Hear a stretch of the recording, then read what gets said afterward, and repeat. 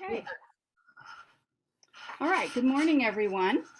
Thanks for attending the Huron Library Authors Showcase in person and via Zoom. I see several people on Zoom. And thanks to the library for hosting this event and to Angela and the other library staff for pulling it all together. I'm sure it's quite a feat. My name is Sallianne Hines, and I'm joining you from Minnesota today, where I'm visiting one of my daughters and four of my grandkids. I grew up in Sioux Falls and then at age 20 answered the call of the West. Lived in Northern California for many years before returning to the Midwest, to Minnesota and then to South Dakota. I have worked in graphic design, printing, and publishing for decades, done copywriting, proofreading, and for a time published my own little magazine, the Prairie Quilter. I'll show you one of the copies here, which covered our 5-state area. On that little magazine, I did everything for it: the design, writing, editing, advertising, circulation, and accounting, etc. I've done a lot of nonfiction writing over the years and been published in many magazines, journals, and newspapers. My degree is in journalism and social work, and I've also worked as a case manager therapist at the Center for Independence here in Huron, and with children and families through community counseling. Excuse me. I'm the mother of 3, grandmother of 8, and a lifelong horsewoman and pet owner. I have dogs and cats, and I'm a champion for children and animals. I have 2 fiction books published, and I'm completing 2 nonfiction books right now and another fiction book, as well as marketing my books. I am an indie author, meaning that I do or hire everything that needs to be done, from writing to getting my book up for sale on sites like Amazon and Barnes & Nobles. I am also owner and editor of Quinn Editing and Publishing Services, so I also edit, design, format, and publish books for other writers. Being an editor, I trade editing with other editors, and I also have several beta readers that I trade reads with. I design my own covers and have a lady in Spokane who digitizes them so they can be uploaded to the various sales sites.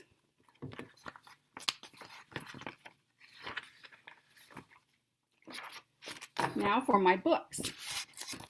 One hot summer day, when I took a polo lesson from a friend, I thought this would make a dramatic setting and situation for a story. So I decided to build on that, and this book became my first work of fiction, Love and Stones. Here's the copy of it. The one I'm showing is the proof copy, so it has a bar across the front. But this is the cover of Love and Stones.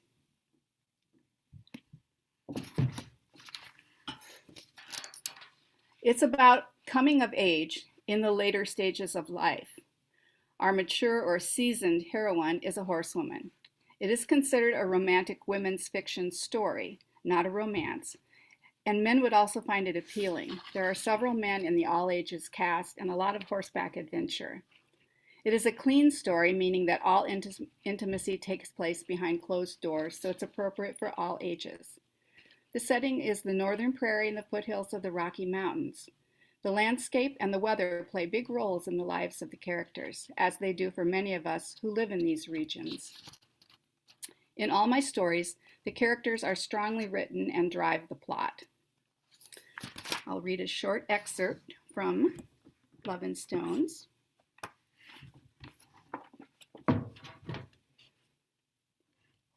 The sun was dipping behind the farthest ridge when they returned to the barn.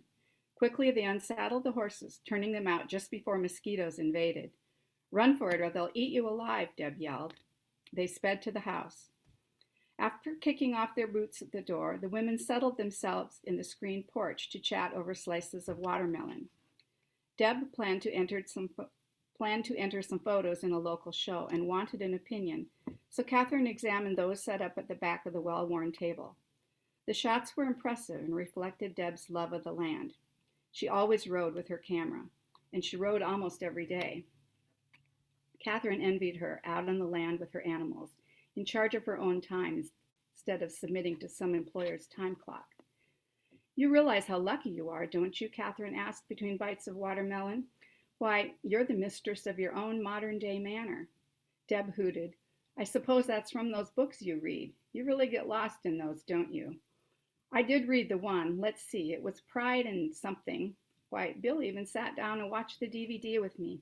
It was pretty good. Funnier than I would have guessed. Maybe I'll read another one this winter when we're snowed in. Deb and Bill were happy together, real partners in life. They had married right after high school, decades ago. Observing the wildflower bouquet on the table, Catherine gave her friend a knowing look. Deb laughed merrily. Yes, Bill still picks flowers for me. I admit, he's a treasure. A sharp pang stabbed at Catherine's heart. That's all I want. A real partner, someone I can count on. A true gentleman in the best sense.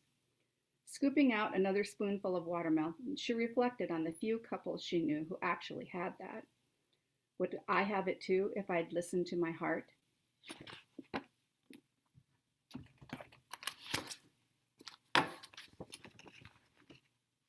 As a designer, I'm very visual when I write.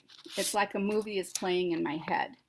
I'm considered a pantser, which means I write my fiction by the seat of my pants without an outline. I kind of know where I'm going, but I don't have a detailed outline. This is also known as being a discovery writer. I let the characters tell me their stories, and I discover the story as I write it. It's a really fun thing to do. Often my characters come to me in the image of a famous person. One of the characters in Love and Stones came to me as a very insistent George Clooney, and he lobbied intensely for a bigger part, which he got. Ashton Kutcher and his wife Mila also appeared instantly as two characters in that book. I do not write my nonfiction this way, though. For that, I do use an outline. I presently have the first draft completed of the first book in my nonfiction collection about simple living. The first one is called Simply Dressed. I'm presently doing revisions and getting beta reader input on that book. The book focuses on the getting dressed part of a simple life and offers explicit strategies that apply to any gender, culture, age, or lifestyle. It is for those who want to look and feel like themselves, but want their wardrobe to be an easily managed tool so they can get on to whatever activities they value most in their lives, with a clear closet and a clear head. And I have an excerpt from there. And this book is not available yet, but there's information on my table about that. Excess can be confusing for one's self-identity. Simplifying and restyling your image can help a new, more relevant you emerge. The whole concept of minimalism, wardrobe organization, and a capsule wardrobe rests on a philosophy of function, simplicity, and balance. My training is in design, graphic design to be exact, but all design follows the same principles, just as any creative endeavors have some kind of framework within which they exist. I have used these same design principles for landscape design, writing, home design, clothing design, even in treatment plans when I worked as a children's family therapist. It's a way of thinking and seeing that anyone can learn and apply to life. In doing so, you will likely discover a different sense of abundance, a feeling of generosity, and experience less frustration and more joy in your daily life. So that's kind of what that book is about. The covers can be seen at my table. The second book in the Simply series is Simply Grown and shares my knowledge of how to grow a simple organic garden based on combining ancient practices and modern science. I bring my expertise as a master gardener to this book. I am still writing the first draft. I plan on at least 3 other books in this Simply collection. Besides planning, every book consists of several drafts. The first one gets the facts or the basic story told. Then an author goes back and revises, usually several times, tweaking every detail. Then they might send it out to beta readers, and after that incorporate some of those changes as well. After all that, then the editing process begins. Creating a book is quite a challenging journey. Now back to fiction.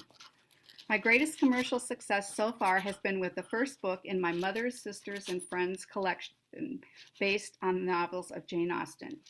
She was a Regency-era author from the early 1800s in England. Her books are still wildly popular, and many successful film adaptations have been made of her novels, including one of Emma last year, and a Persuasion film is now in the making.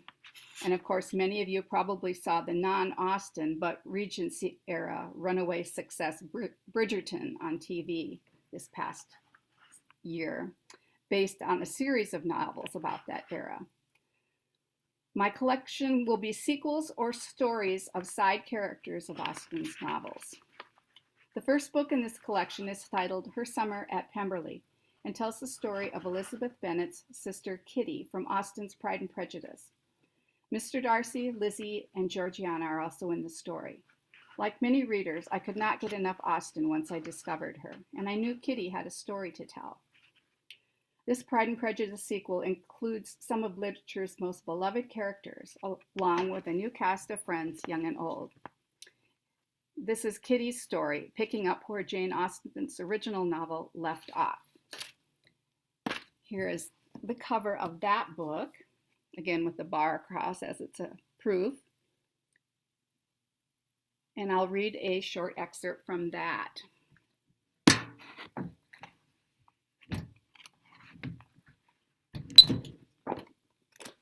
The group of people are out on a picnic, which was a common activity for the leisure class in that day.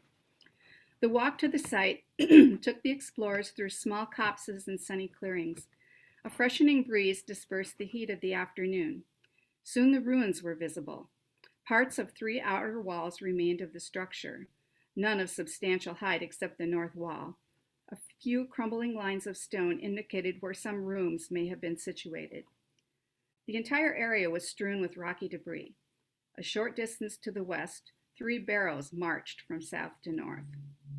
A somber bunch we are, Andrew observed as the 4 settled on one of the lower walls. Were my father's tales too frightening? I am sure the tales were new only to me, Kitty said, and I have heard such before. We have our own in Hertfordshire, such as the Headless Horse at Burnham Green and the hauntings at Minston Chapel. Tales of mystery are not new to me, although the squire does have a way of spinning the yarn, making it more frightful, yet more enticing at the same time. Owen chuckled. That he does. He has an entertaining way with tales and songs.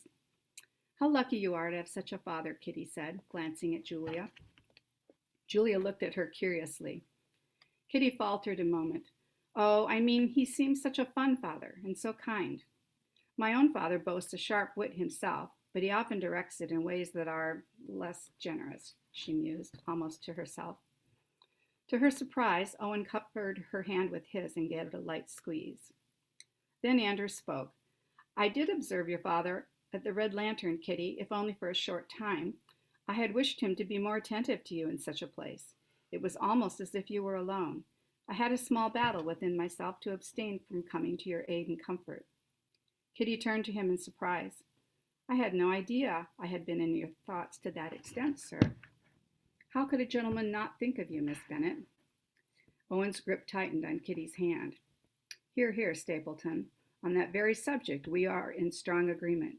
But sometimes our fathers have burdens of which we know not. They may not mean to slight us, Owen offered. Indeed, and sometimes those burdens are known or are suspected by others, even if not divulged, Andrew remarked thoughtfully. Julia looked over at Owen and then at her brother. I'm sure you two have burdens of your own, even now as young men, do you not? Andrew looked at Owen and then at Kitty and Julia. We do indeed, and our burden at present is to be sure we promenade on the west side of those barrows, so as to avoid any encounters with whites. I am willing to defend you ladies from any human foe, but with wayward spirits I possess no wisdom and claim no power, Andrew said with a brighter attitude.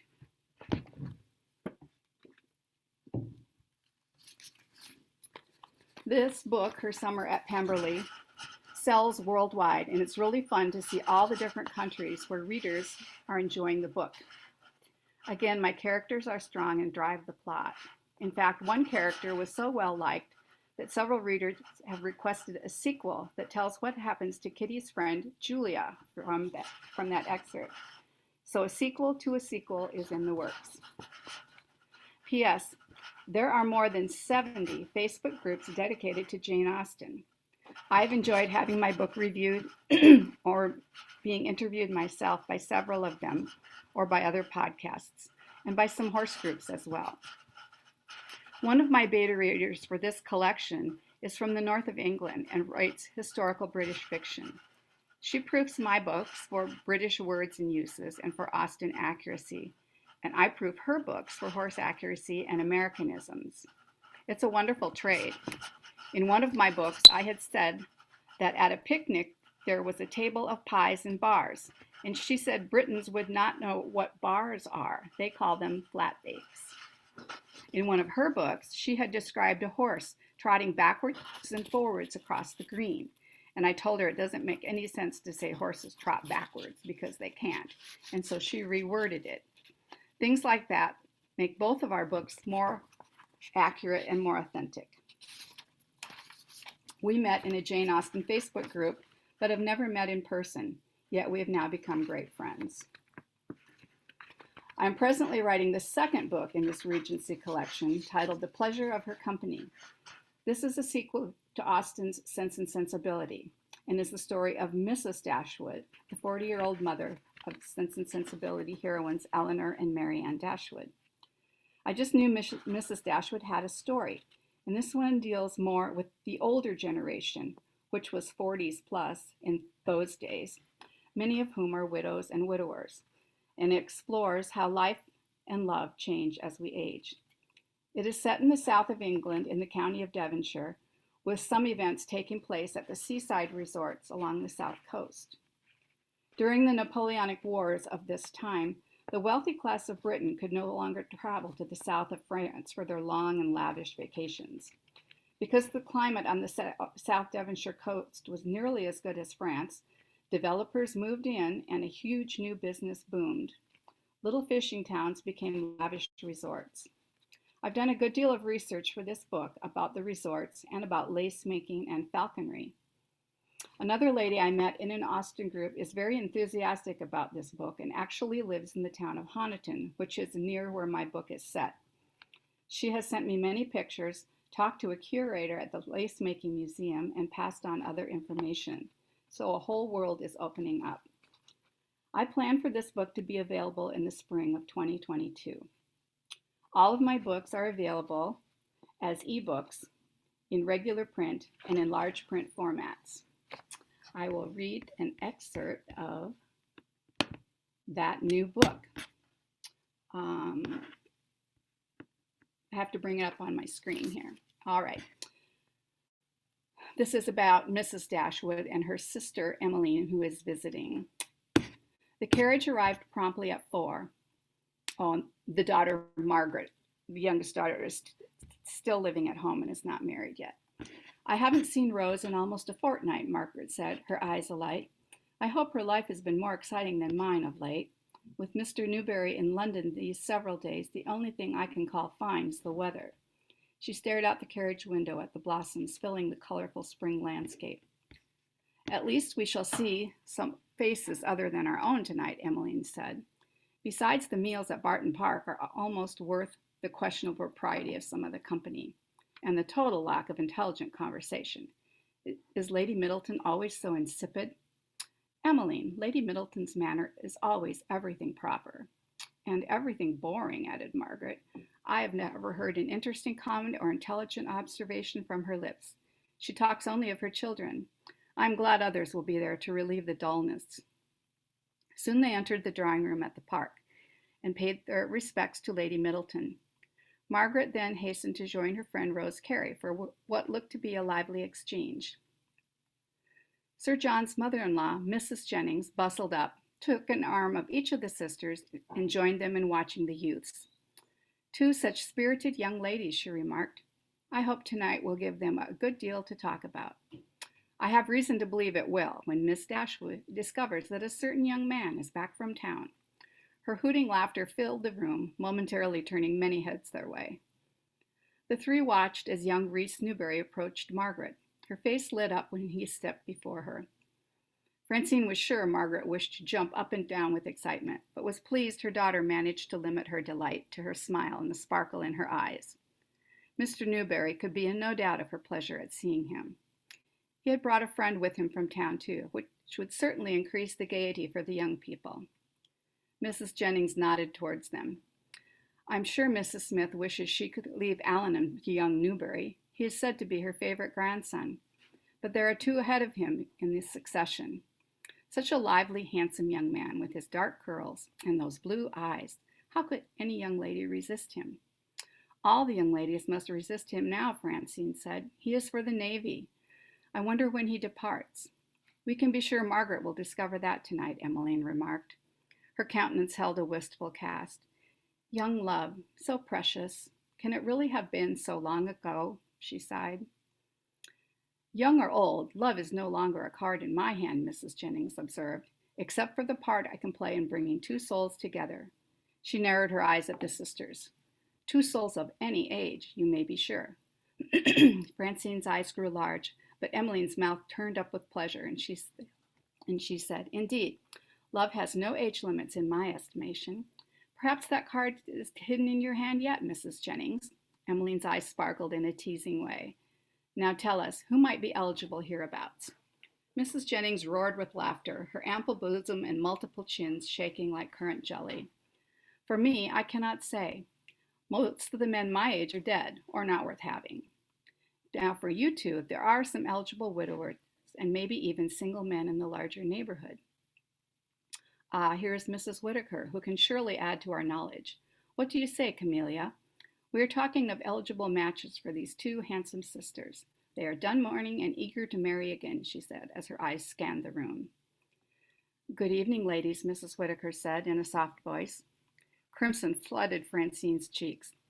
Mrs. Jennings jokes, of course, she offered. The tiny woman with white hair looked at Mrs. Jennings and smiled. She does joke, better than anyone I know, but never about love. She fancies herself a matchmaker. I must say, with my insight and her talent for making people appear out of hedgerows, we've made a fair number of matches between us, have we not, Lucretia? She tilted her head. We have indeed, and I will continue to do so until I'm planted in the ground. Mrs. Jennings' laughter again trilled about the room. Francine blushed as several eyes turned their way. Mrs. Jennings was always the loudest voice and the largest presence at any gathering. Fortunately, her kind heart endeared her to most everyone. Dinner was announced, and a lively time it was. Margaret sat next to Mr. Newberry, her face beaming. He seemed equally pleased, especially when he could make her laugh. Many conversations crossed the large table, which was never done in proper society back then, and often people seemed to speak to no one in particular, especially Sir John, whose jovial voice rang above the others. Mr. Cecil Walford was seated next to Emmeline. Francine sensed Mrs. Jennings' hand in that. Mrs. Harrington, pray, how long is your stay in our county? Mr. Walford asked as he shoved a bite of roast venison into a mouth already bulging in the cheeks. Emmeline's eyes were full of fire as she looked across the table at her sister. It was just dinner conversation, but Francine knew her sister found Cecil Walford's company particularly annoying. I do not know, sir, and now refresh my memory, where is your home at present? She was adept at turning a question back on an unwelcome inquisitor. After a drink of wine, he replied, Southley is between here and Sidmouth, which is by the sea, you know. Creighton and I are school chums. Tell me about your home, Mrs. Harrington.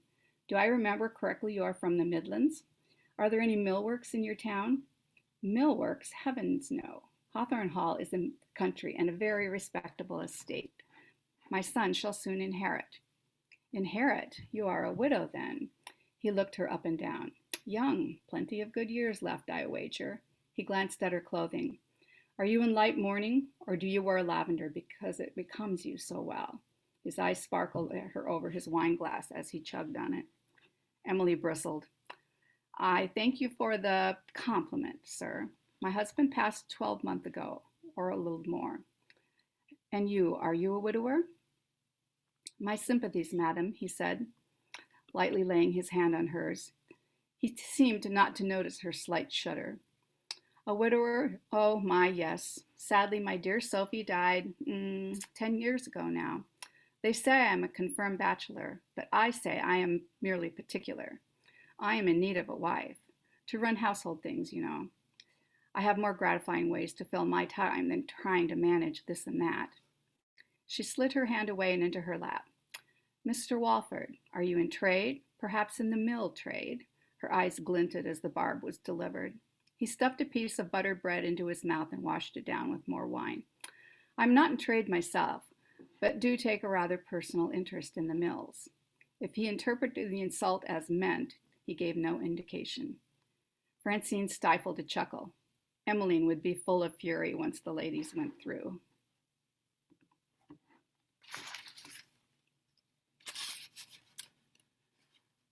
Okay, before taking any questions, I'd like to thank Hazel for tending to my table today since I can't be there. Please stop by to look at my signed books. If you'd like a specific dedication, such as for a gift, I have book plates available also.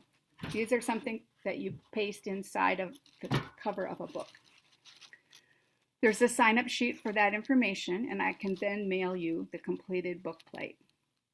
These make a book a very unique gift. My table also has a variety of handouts about present and future books. If you'd like to be informed when upcoming books are available, please sign up for my mailing list. There is a paper version to sign at my table, or if you're techie, you can scan the QR code with your phone, which takes you directly to my website, which is www.saliannehines.com. There you'll find a button to sign up for the mailing list. Either way, all those who sign up will be entered in the drawing for a $10 gift certificate for Don't Spill the Beans in Huron. And if you prefer ebooks, there's a purchasing button there at my website that will take you directly to your favorite ebook store. All my books are available as ebooks, print books, and I also do large print books. Thank you all for listening. Are there any questions?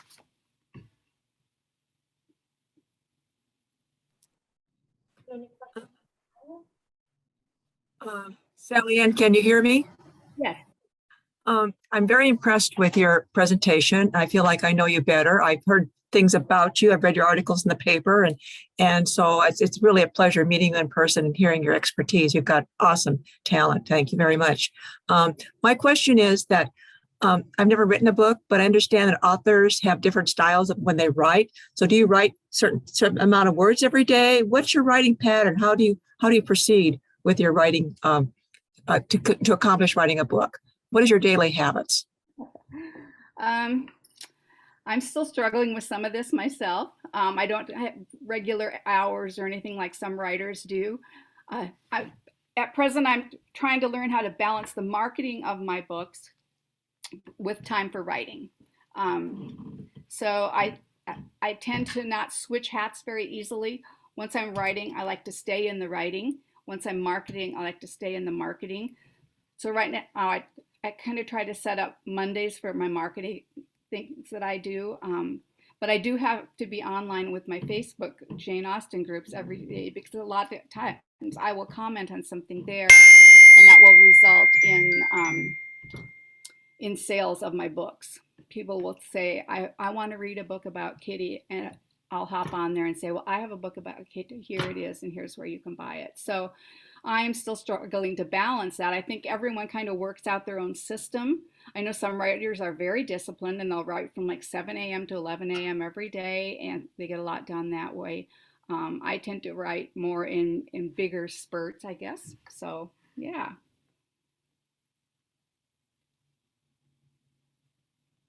Thank you, Sallianne.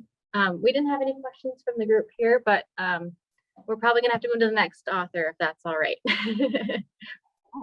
Thank you so much.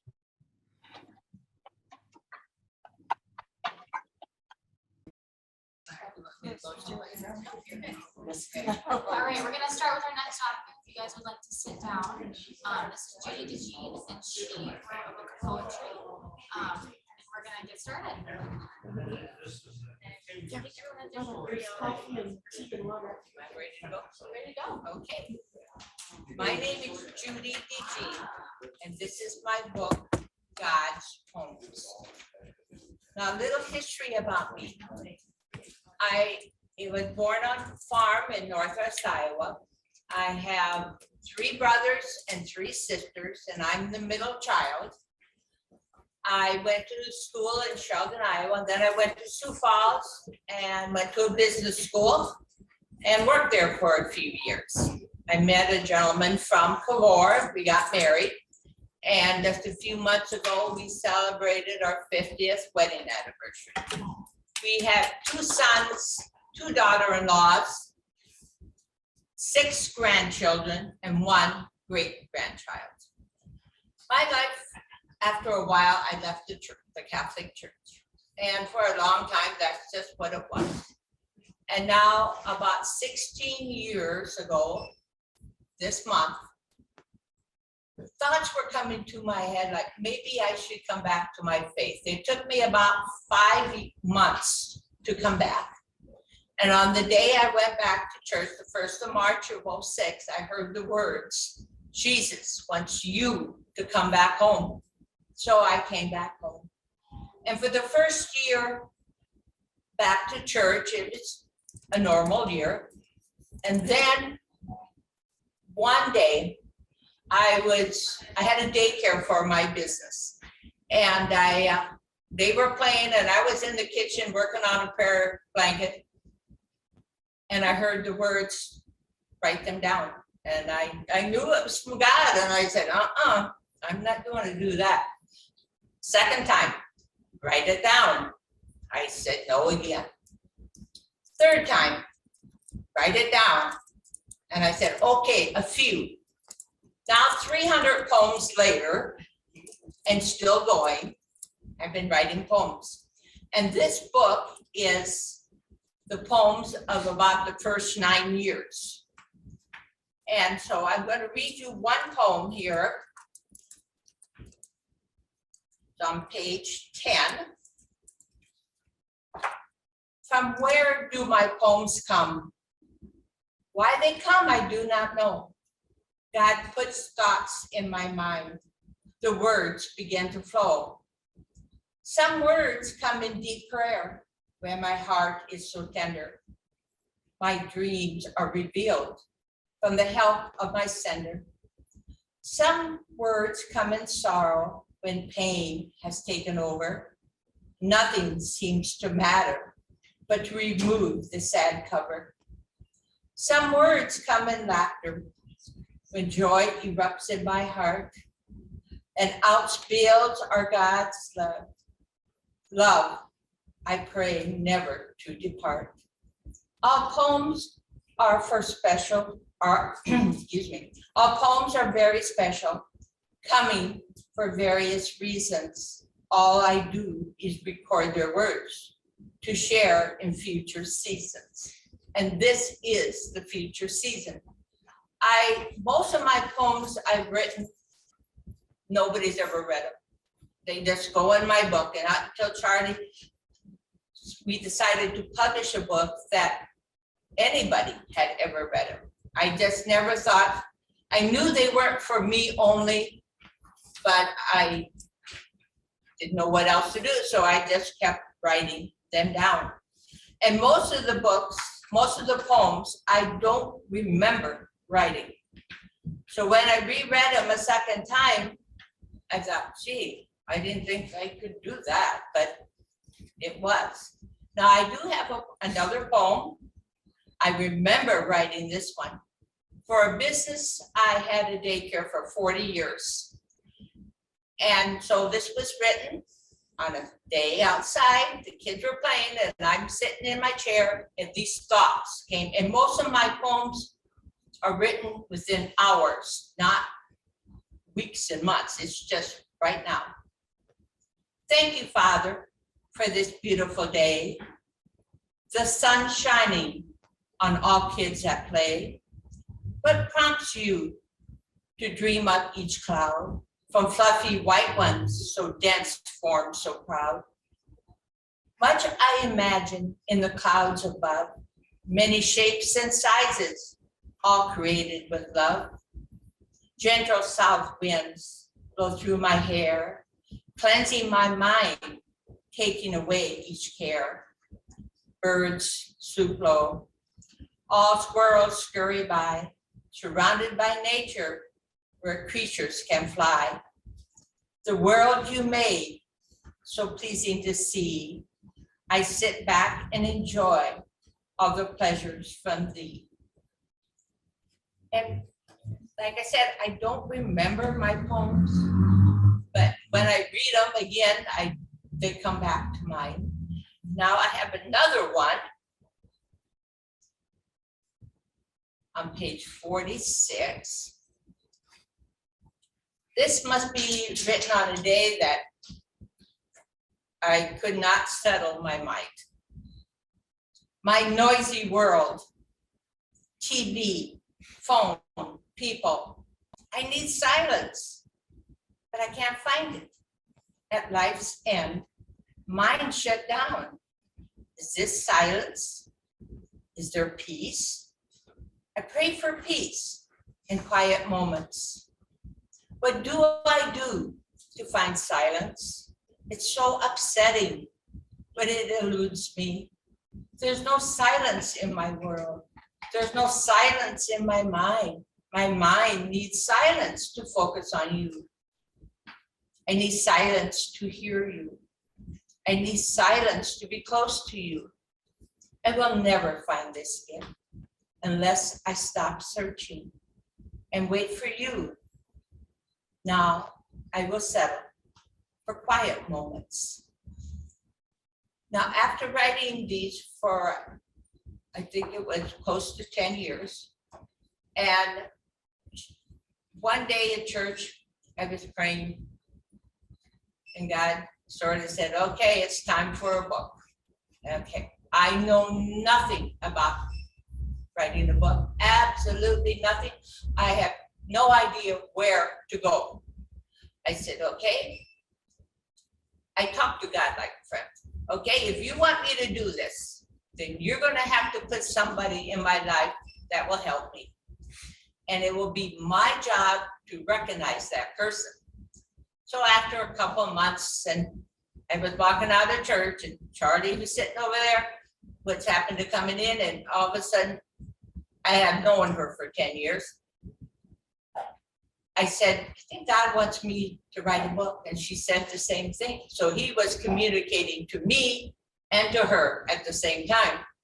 So over years, she found a publisher that I was happy with. I wanted a Christian publishing company so it could be promoted in the right way. And so she did all the work, typing these poems and edited them and typing them and editing them. And finally, this past May, the book has come to be. And we're happy with it. And Charlie made the cover, and it has gotten many compliments. It's so real. Okay, we got another poem. Number 87. Come to me, rest in my heart. Come to me, brighten my soul. No need to ask. You are here, always here, within my reach. Love so special, it consumes me. I need nothing but you, only you. No sorrow too great that you can't help.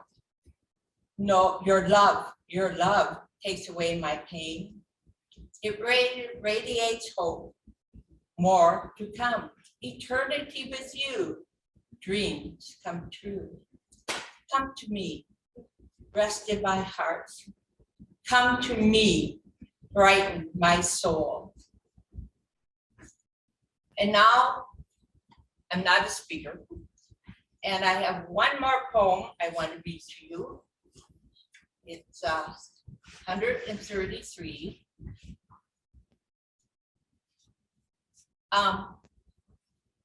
When Father Terry was here, he was a great promoter of my poems. And we had the time capsule from St. Martin's was opened up. And everybody in the parish had a chance to read everything that was in it. And the day before, he rededicated it and sealed it up. I wrote this poem and I gave it to him and I said, you can do whatever you want with it, you know. So then he told me the next morning, I'm going to read it at the dedication. And what surprised me so much, he read it. And then he stuck it in the time capsule and put the lid on it. So when they unseal it 50, 75 years from now, the first thing they will see is this poem. We are one church, one community, one love for our Lord, for everyone. Created by God to share talents and treasures, to do the best for our neighbors near and far, coming together from different places, different ideas, different traditions, joined to be one. God's plan for us. New things to start, old things will fall away. Good has come, still one church, one God, one love. And I would like to thank the library for this opportunity to read some of my poems. And they all have a good message to them. And I just like to let people read it. Okay, that's it. Thank you. You're an excellent speaker. Questions? Do you ever wake up in the middle of the night and you have something you have to write down before morning or you lose it? I have lost many poems that way. I don't like, usually when I get up, I'm too wide awake to remember, but I do. I am half awake, half asleep, and these thoughts, I think, oh, this is a good poem. The only way I do keep them, if I pray, say, God, if you want me to remember this, then you help me to remember it. I'm not going to. And sometimes he does, and sometimes I just know what's going. I know for me, I've found that when something comes in the middle of the night, I have a thing by a tablet where I just got to write down at least a note. Yes. So it's not gone. Yes, I do that too, especially, I'm probably the only person in the whole wide world that prayed for red lights, because I would have these thoughts and I needed to write them down, and I'm driving, so I pray for a red light, and so I can jot a few notes down. Wow.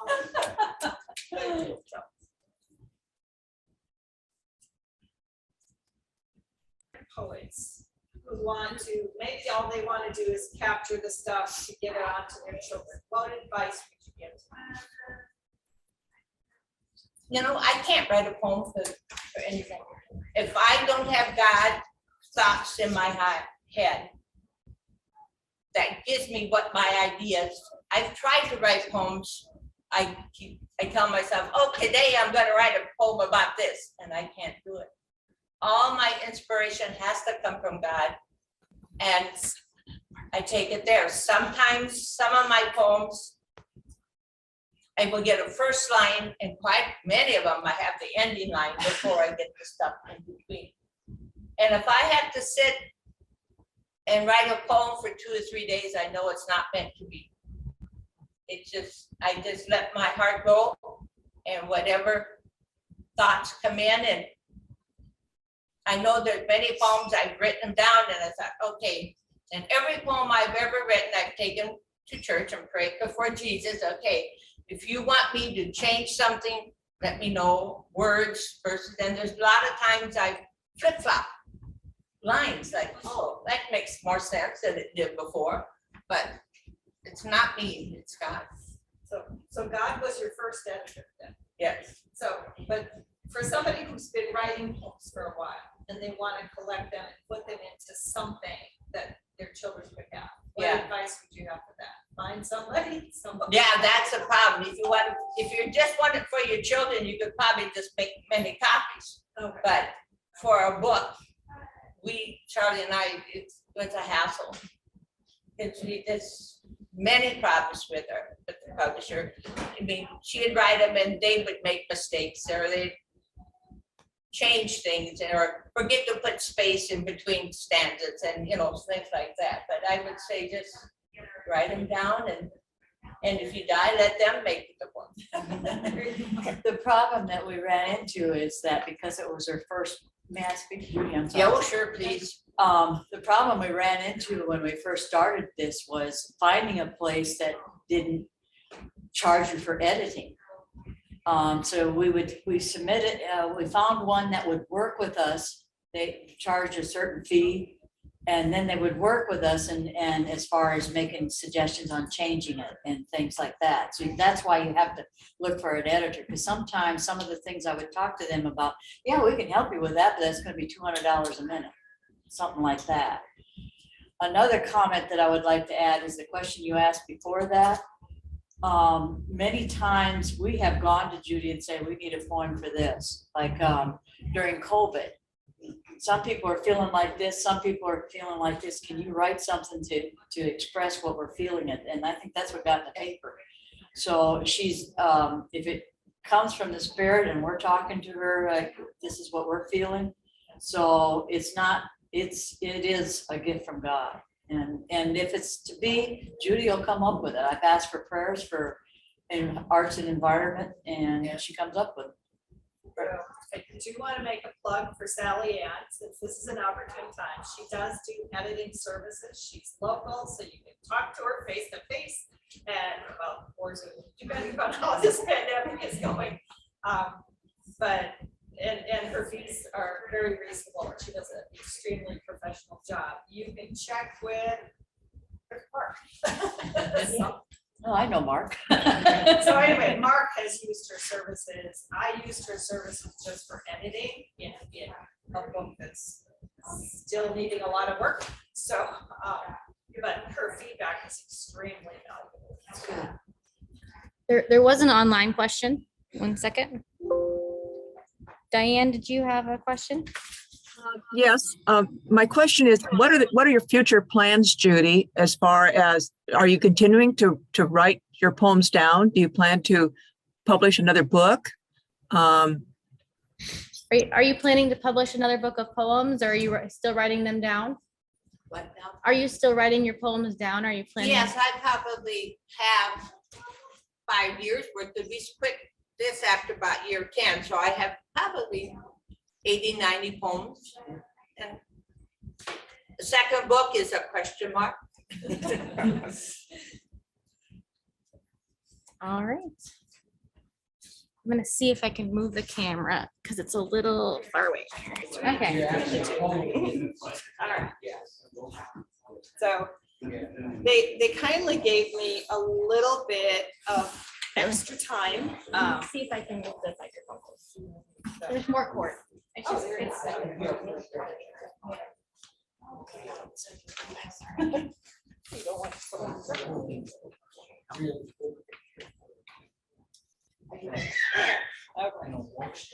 I'm Hazel Behrens, and we're having a break right after I'm done here, so they gave me a little bit of extra time to just tell you what my plans are, because I honed my reading down to 10 minutes, and this short story that I'm going to do at 10 o'clock is so much of what I already loved had to be cut in order to fit it into 10 minutes. So you can sign up to get the full story, as well as 3 other stories that will be coming in late November, December, that feature characters from my novel.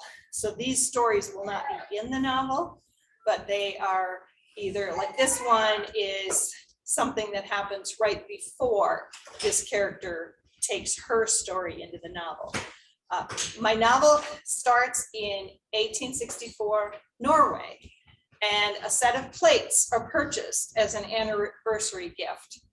And by the time all these plates get passed on, this set of dishes gets passed on through the generations, of course, they break.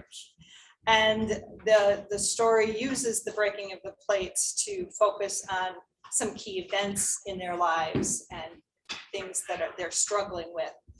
So the ending of the story is actually in the modern day.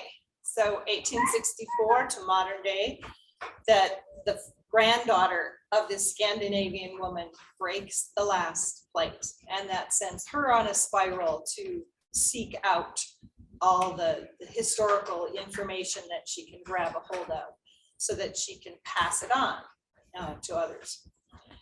So let's see. The other books that I have in various stages of beginning is a series, and the series is a Dakota small town series. The very first one in that is about 90% of the first draft is complete. But in the writing sphere, a first draft means you're throwing a lot of junk, a lot of junk that's ending up on those pages, and you have to fine tune them and get them processed so that they're suitable for people to actually want to spend money on or come to the library and check them out. They tell their friends about them. So that first book in the series, the fictitious Dakota town is, I've so far chosen the name Anton. And the first book is Door Knocker Attic, where it's a second chance romance story. And it goes from January to December. And these two people who didn't think that the opposite sex had anything to do in their life, they find that maybe after all, there's a place for that in their lives. So I'm going to go ahead and begin my reading then. This Christmas story is actually focusing on the third generation of my family saga. And that third generation has the daughter, Elsie, has traveled as an infant across the ocean with her parents. So she grew up learning both Norwegian and English. So for her, learning English was no problem whatsoever. She desires to be a teacher. This is the longing in her heart. And so she has just spent the first semester, so to speak, at teacher school. She's 14 years old, and she wants to complete her teacher school and then go up. And when you hear from Gail later, you'll hear somebody who actually did do that journey, and her story is marvelously passionate. So let me, at the beginning of this story, Elsie and her mother, Inga, are cleaning walls before applying issues of the Norwegian American newspaper to the walls as wallpaper. As they work, Elsie speaks. "Tell me about Bestamar Inga. What was she like?" Inga smiled as she took the warm, wet cloth from Elsie. "I wish you could have known my grandmother." Where to begin? My bread making skill comes from her. Bestamar and I made the bread each week. As we baked, she told me about the people important to her: Esther, the healer; Dorn, her childhood friend; and Peter, the love of her life. I can still see her, flour scattered on her apron and her face smiling like sunshine after rain. She climbed off the stool to move it. "After we are done here, Elsie, I want you to take the new hired hand to gather cedar and spruce boughs for the floor. Heinrich doesn't speak much English, but you can explain what we need. He will join us for Christmas Eve." "Oh, Mama, can't Stanley do that? Heinrich makes me nervous." "All the better for you to get to know him. He hasn't met anyone near his age since he came here." "But he's 5 years older than I am." "And 7 years older than Stanley, you see." "No, I don't see." Her mother's eyebrows rose, and Elsie added, "But I will do as you say, Mama." "That's my girl." Her mother hugged her. "Now let's throw out this dirty water and have a cup of tea. Then you can help me paper the walls. The last wall I will finish myself." Gathering evergreen boughs was one of Elsie's favorite things to do with Stanley, but being with Heinrich included none of her brother's playful teasing. Heinrich cut the branches Elsie indicated, but she avoided looking at him. When she did look up, as Heinrich handed her a branch, his intense blue eyes gazed deep into her soul. At those moments, the feeling that tingled down her spine felt foreign and uncomfortable. She helped Heinrich learn English words for the plants. Heinrich's low voice rumbled as he echoed her soprano tones. When she asked what something was called in German, his words sounded harsh and guttural. They soon carried the boughs back to the house, where they served a dual purpose: to freshen the air and to absorb the excess moisture from the wallpapering. On December 23rd, the men and older boys went out to chop wood, which would take most of the day. They needed enough to last until January 6th, the 13th Christmas Day. After chores, each person in the family took a bath and put on new clothes. Soon after, Uncle Sven's family entered, followed by Heinrich. While putting their coats away, Elsie overheard Aunt Bridget and Mama talk about the first tree they ever had in the house. I wish we had space to put the tree in the middle so we could sing and dance in circles around it like we did at the parsonage last year. Maybe someday. She looked across at Hulver and smiled. Elsie felt her heart stir as she caught the glimpse of love between her parents. Someday she wanted that, but not until she had taught school for many years. If only I can get Papa to understand that. She sighed and began lighting the candles. Candles lined the center of the table. More rested on the mantle, but the ones in wrought iron wall sconces were already burning. Elsie began with the mantle, but sensed someone close to her. She looked over her shoulder. Heinrich stood near with an intense look in his sky blue eyes. Elsie nearly dropped the candle lighter. "Don't surprise me like that, Heinrich." In English, he said, "I'm sorry. I come help." "No, thank you." She could smell jasmine soap on his skin, and his breath was sweet like mint. Heinrich did not step back as she expected. He spoke slowly. "I want to serve." "Well," Elsie struggled to find something to say. "Go play with the young ones and keep them out of trouble." He hung his head. "Nein, they laugh when I talk." Elsie concentrated on lighting the next candle. She remembered her mother telling how hard it was to learn English. Her heart softened. Wishing Heinrich would take a step back, she turned to him and said, "Would you like an English lesson?" "Nine, no, teach Norway." "Okay," Elsie pointed. "Candle. Sterenlys." "Sterenlys." He repeated the word twice. She nodded and picked up a sprig of spruce and said, "Evergreen. Evergrown." "Evergrown?" And then with confidence, he said in German, "Immergrown. Evergreen."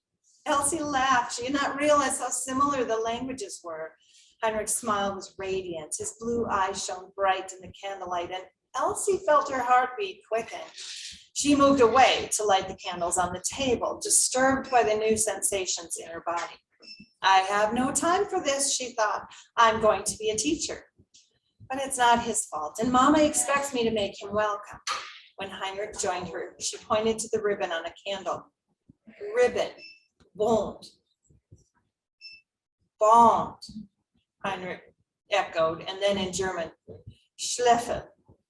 With hesitation, he added, "Ribbon?" "Yeah, ribbon."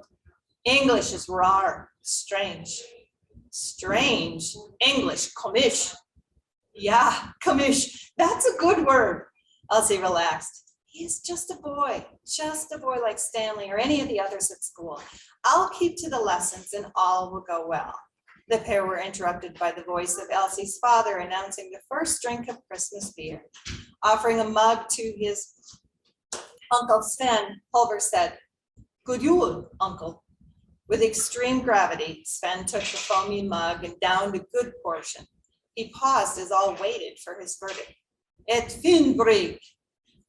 The room erupted with cheers and Heinrich leaned close to Elsie. What he say? She almost had to shout her reply. It's a fine brew. Would you like some? Ja, bitte. Elsie understood his smile and nod better than the words. She reached for the stein her father offered and gave it to Heinrich. He closed his eyes and held the stein in two hands as if in prayer. Elsie admired his broad chest as he tipped back his head.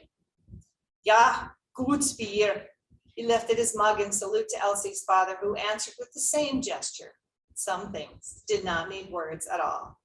After everyone had a taste, all took their assigned places. Elsie sat next to Heinrich. He took a small portion of the strong-smelling fish that Elsie called lutefisk, but struggled to swallow the gelatinized lump. Elsie covered her mouth, but her shoulders shook with laughter. In answer to his embarrassed look, Elsie took a small bite of lutefisk, exaggerated her swallow, and shook her head. Not good, but others like it. She smiled. Mama will be happy you tried it. Sydney handed Elsie a plate of buttered lefse and winked.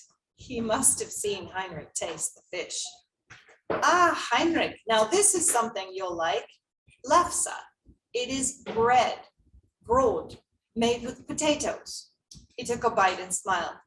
Lefse, brot, brot, bread. You've got it. Very good. Very good. The pair fell into silence and concentrated on enjoying the endless supply of food passed among them. As the eating slowed, the stories began. At first, Elsie translated the shorter jokes, but when Papa began one of his oft-repeated tales from the old country, she couldn't keep up. She wanted to give full attention to her favorite tale of the Nisse, the mischievous hidden folk. But she noticed Heinrich looking down as he twisted his fingers in his lap. Elsie stood and walked to her mother. Elsie leaned close. Can Heinrich and I bring the porridge out to the barn for the Nisse? I can't translate Papa's story and listen too. Mama looked over at Heinrich's bent head. Of course. Thank you, Elsie, for taking care of our guest. After a grin to her papa, who was nearing the heart of his tale, she whispered to Heinrich, who saw Elsie's mother nodding at him. Then he stood and followed. Elsie carried the wooden bowl of porridge and fruit covered with an embroidered cloth. She explained that the hidden folk around the farm, if they weren't pleased, they would play tricks like spoiling the milk. I don't know who really eats it, but I suspect Papa feeds it to the pigs or the cats lick it clean. Papa makes a big show of bringing the empty bowl back on Christmas Day. She set the bowl between two stalls. When she turned, Heinrich was standing close and she smelled sausage on his breath. She tried to take a step back, but hit the stall. Danke for teaching. Elsie knew he said thanks, but how did he know about her teaching? Oh, he means tonight. She brought one hand up to his chest and pushed him gently back as she stepped around him. Do you want to hear the story that Papa was telling when we left? Heinrich nodded. So Elsie pointed to a bale of hay and indicated he should sit. She remained standing as she began. All right, did I hit my time? It's 10:10. It is 10:10, so I guess it's break time for everybody. So Was there any I'll be over with questions? Sallianne and my own table. Go visit other authors.